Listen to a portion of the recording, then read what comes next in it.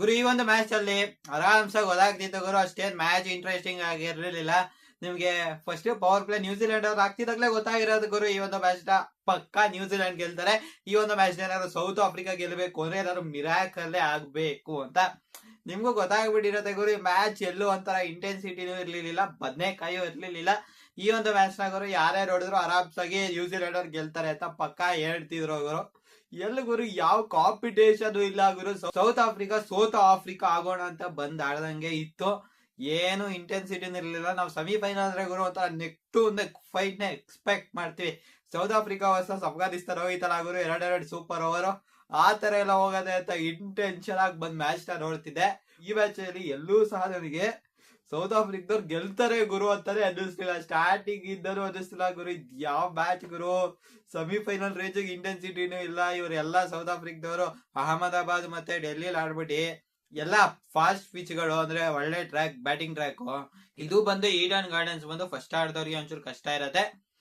ಆಮೇಲೆ ಅವರು second batting ಆಡೋರ್ಗೆ easy ಆಗತ್ತೆ. ಯಾಕಪ್ಪ ಅಂದ್ರೆ ಡ್ಯೂ ಬರತ್ತಲ್ಲ ಗುರು, ಡ್ಯೂ ಬಂದಾಗ ಬಾಲ್ ನ ಕೈಯಲ್ಲಿ ಗ್ರಿಪ್ ಮಾಡೋದ್ ಕಷ್ಟ ಇರತ್ತೆ. ಅದರಿಂದ ಗುರು ಸರಿನಾ, ಅದರಿಂದ ಸೆಕೆಂಡ್ ಯಾರು ಚೇಸ್ ಮಾಡ್ತಾರೋ ಅವ್ರಿಗೆ ಡೈರೆಕ್ಟ್ ಆಗಿ ಬಾಲ್ ಬರ್ತಾ ಇರತ್ತೆ. ನೀವು ಫಸ್ಟ್ ನೋಡ್ತಿರ್ಬೋದು, ಬಾಲ್ ಒಂಥರ ನಿಂತು ಬರ್ತಾ ಇತ್ತು. ಅದೇ ಸೆಕೆಂಡ್ ಆಡುವಾಗ ಒಂಥರ ಬಾಲ್ ಸಗದಾಗಿ ಬರ್ತಾ ಇತ್ತು. ಏನೋ ಪಿಚ್ಚೆ ಚೇಂಜ್ ಆಯ್ತು ಅಂತ ಅನ್ನಿಸ್ತಾ ಇತ್ತು.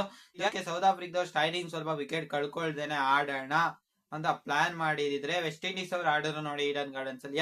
ಅವ್ರು ತುಂಬಾ ಸ್ಲೋ ಆಡಿದ್ರು, 45 ನೋ ಲಾಸ್ ಇದ್ರು. ಬಟ್ ಇನ್ನೊಂಚೂರು ಫಾಸ್ಟ್ ಏನಾರು ಆಡಿ ಒಂದ್ 50ಕ್ಕೆ1 ಆತರ ಎಲ್ಲ ಇದ್ದಿರೇನೋ ಆಗ್ತಿತ್ತೇನೋ. ಬಟ್ ಸ್ಟಾರ್ಟಿಂಗ್ ಹೆವಿ ವಿಕೆಟ್ಸ್ ನ ಕಳ್ಕೊಬಿಟ್ರು ಸೌತ್ ಆಫ್ರಿಕಾದವ್ರು. ಅದು ತುಂಬಾ ಅಫೆಕ್ಟ್ ಮಾಡ್ತು ಅಂತಾನೆ ಹೇಳ್ಬೋದು ಗುರು. ಬನ್ನಿ ಗುರು ಇವಾಗ ಸಂಪೂರ್ಣವಾಗಿ ಮ್ಯಾಚ್ ನ ಅನಾಲೈಸ್ ಮಾಡೋಣ. ಈ ಮ್ಯಾಚ್ ಅಲ್ಲಿ ಗುರು ನಮ್ಮ ನ್ಯೂಜಿಲೆಂಡ್ ಮಿಚೆಲ್ ಸ್ಯಾಡ್ನರ್ ಬಂದು ಟಾಸ್ ನ ಗೆಲ್ತಾರೆ. ಸ್ಟಾರ್ಟಿಂಗ್ ಏನು ರನ್ ಬರಲ್ಲ ನೋಡಿ ಗುರು. ಸ್ಟಾರ್ಟಿಂಗ್ ಗುರು ನಮ್ ಡಿಕಾಕ್ ಅವ್ರ ಒಂದು 6 1 4 ಎಲ್ಲ ಹೊಡಿತಾರೆ.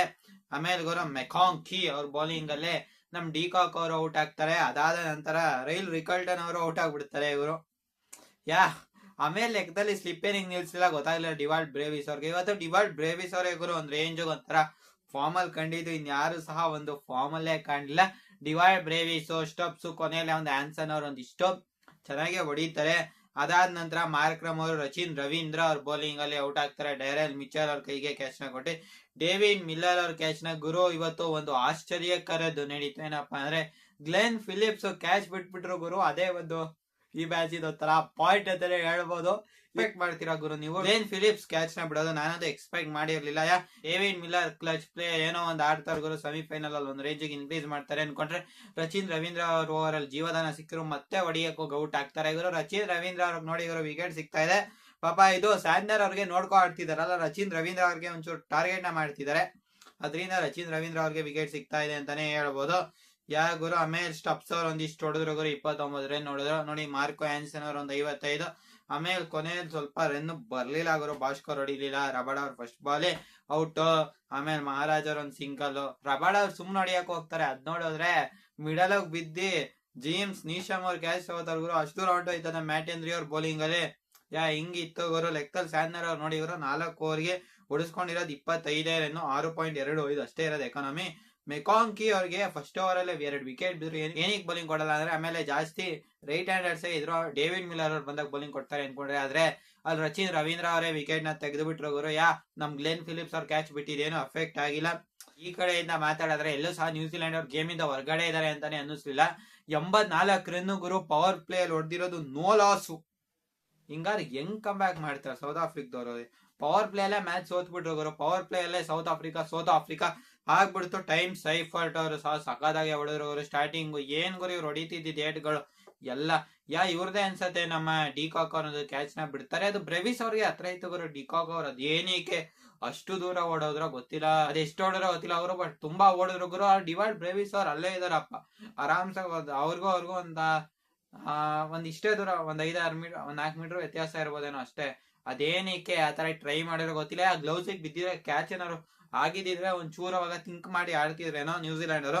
ಬಟ್ ಕ್ಯಾಚ್ ಏನು ಬೀಳಲಿಲ್ಲ ಗುರು. ನ್ಯೂಜಿಲೆಂಡ್ ಅವ್ರು ಆರಾಮ್ಸಾಗಿ ಈ ಒಂದು ಚೇಸ್ ನ ಕಂಪ್ಲೀಟ್ ಮಾಡಿದ್ರು. ಮತ್ತೆ ಫಿನ್ ಅಲೇನ್ ಅವ್ರು ನೋಡಿ ಇವರು 19 ಬಾಲ್ಗೆ ಹಾಫ್ ಸೆಂಚುರಿ, ಮತ್ತೆ 33 ಬಾಲ್ಗೆ ಸೆಂಚುರಿನೇ ಫಿನಿಶ್ ಮಾಡಿದ್ರು. ಫಿನ್ ಅಲೇನ್ ಅವ್ರು ಆಡಿದ ಏಟ್ಗಳು ಮಾತ್ರ ಸಗದಾಗಿತ್ತು. ಎಲ್ಲ ಹಿಂದೆ ಎಲ್ಲ ಎತ್ತಾಕ್ತಿದ್ರು.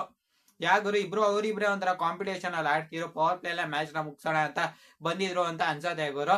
ಏಡನ್ ಮಾರ್ಕ್ರಮ್ ಅವರು ಬೌಲಿಂಗ್ ಮಾಡ್ಲಿಲ್ಲ ಪವರ್ ಪ್ಲೇ ಅಲ್ಲಿ, ಮತ್ತೆ ನಮ್ಮ ಕೇಶವ್ ಮಹಾರಾಜ್ ಅವರು ಅದೇನಕ್ಕೆ ಬೌಲಿಂಗ್ ಮಾಡ್ಲಿಲ್ವೋ ನನ್ಗಂತೂ ಗೊತ್ತಿಲ್ಲ ಗುರು. ಏನಾದ್ರು ಸೌತ್ ಆಫ್ರಿಕಾ ಸ್ಟ್ರಾಟಜಿಯಲ್ಲಿ ಎಡುತ್ತಾ ಸ್ಟಾರ್ಟಿಂಗ್ ಚೆನ್ನಾಗಿ ಫಾಸ್ಟ್ ಬಾಲರ್ಸ್ಗೆ ಹೊಡೆಯೋದು ಈಸಿ ಅಂತ ಗೊತ್ತಿರೋ ಫಾಸ್ಟ್ ಬಾಲರ್ಸ್ಗೆ ಕೊಟ್ಟಿ ಏನಾದ್ರು ತಪ್ಪು ಮಾಡಿದ್ರ ಅಂತ ಗೊತ್ತಿಲ್ಲ ಗುರು. ಇದು ಏನ್ ಮಾಡಿದ್ರು ಸೌತ್ ಆಫ್ರಿಕಾದವರು ಅಂತ. ನಮ್ಮ ಟೀಮ್ ಸೈಫರ್ಟ್ ಅವ್ರ ವಿಕೆಟ್ ನ ರಬಾಡ ಅವರು ತೆಗಿತಾರೆ ಗುರು. ಅದು ಬೇಲ್ಸ್ ನೋಡಿದ್ರೆ ಬೌಂಡ್ರಿ ಲೈನ್ ಹತ್ರ ಹೋಗ್ಬಿಡತ್ತೆ. ಇನ್ನೊಂದ್ 2 ಅಡಿ 3 ಅಡಿ ಹೋಗಿದ್ರೆ ಬೌಂಡ್ರಿ ಕ್ರಾಸ್ ಆಗ್ಬಿಡ್ತೇನೋ ಆ ರೇಂಜ್ ಒಳ್ಳೆ ಬಾಲ್ ನ ಹಾಕ್ತಾರೆ. ಗುರು ಇವತ್ತು ಒಂಥರ ನಮ್ ನ್ಯೂಜಿಲೆಂಡ್ ಅವ್ರ ಲಕ್ಕೋ ಇತ್ತು ಅಂತಾನೆ ಹೇಳ್ಬೋದು. ಯಾಕಪ್ಪ ಅಂದ್ರೆ ಎಲ್ಲ ಎಡ್ಜಾದ್ರು ಸಹ ಕರೆಕ್ಟ್ ಆಗಿ 4 ಹತ್ರನೇ ಹೋಗ್ತಿತ್ತು. ಫಸ್ಟ್ 4 ಬಂದಿದೆ ಗುರು, ಎಡ್ಜಿಗ್ ಬಿದ್ದಿ ಅದು 4 ಹೊಂಟೋಯ್ತು. ಆ ತರ ಎಲ್ಲ ಆಗತ್ತೆ ಪಾಯಿಂಟ್ ರೀಜನ್ ಅಲ್ಲಿ. ಇವತ್ತು ನ್ಯೂಜಿಲೆಂಡ್ ಅವ್ರಿಗೆ ಲಕ್ಕಿತ್ತು ಮತ್ತೆ ಅವ್ರದ್ದು ಪ್ಲಾನಿಂಗ್ ಸಗದಾಗಿತ್ತು. ಸೌತ್ ಆಫ್ರಿಕಾ ಪ್ಲಾನಿಂಗ್ ಅಲ್ಲಿ ಎಡುವರು ಅಂತ ಹೇಳ್ತಾ ಈ ಒಂದು ವಿಡಿಯೋನ ನಾನು ಇಲ್ಲಿಗೆ ಎಂಡ್ ಮಾಡ್ತಾ ಇದ್ದೀನಿ. ಜೈ ಹಿಂದ್, ಒಂದೇ ಮಾತಾರು.